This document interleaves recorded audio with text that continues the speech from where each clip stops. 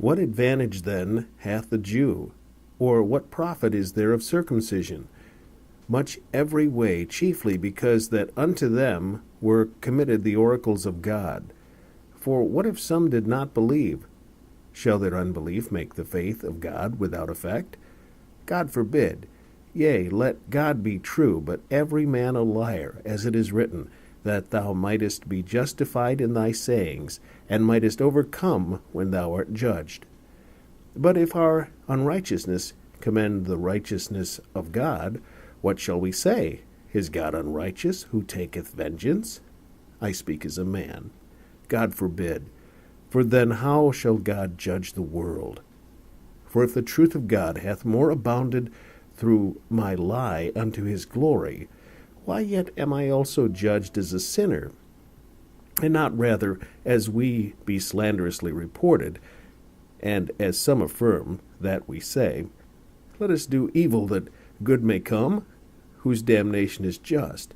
What then? Are we better than they? No, in no wise. For we have before proved, both Jews and Gentiles, that they are all under sin. As it is written, there is none righteous, no, not one.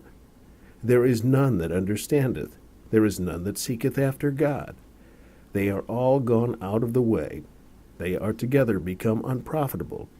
There is none that doeth good, no, not one. Their throat is an open sepulchre. With their tongues they have used deceit. The poison of asps is under their lips, whose mouth is full of cursing and bitterness.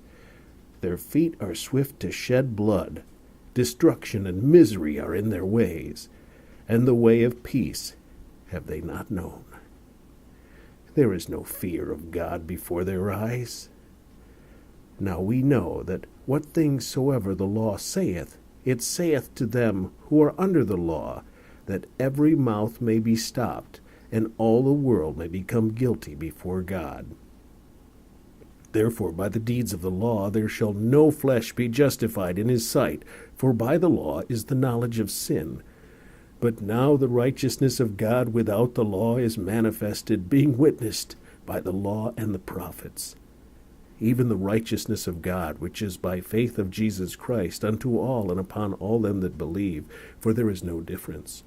For all have sinned, and come short of the glory of God, being justified freely by his grace through the redemption that is in Christ Jesus, whom God hath set forth to be a propitiation through faith in his blood, to declare his righteousness for the remission of sins that are past through the forbearance of God.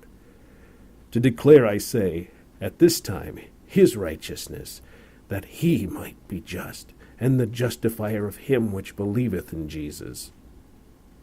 Where is boasting then? It is excluded.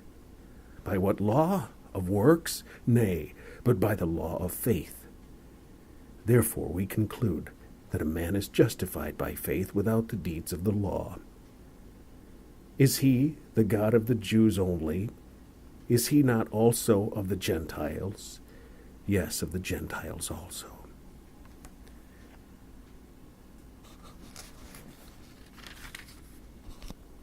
Seeing it is one God, which shall justify the circumcision by faith and uncircumcision through faith, do we then make void the law through faith? God forbid.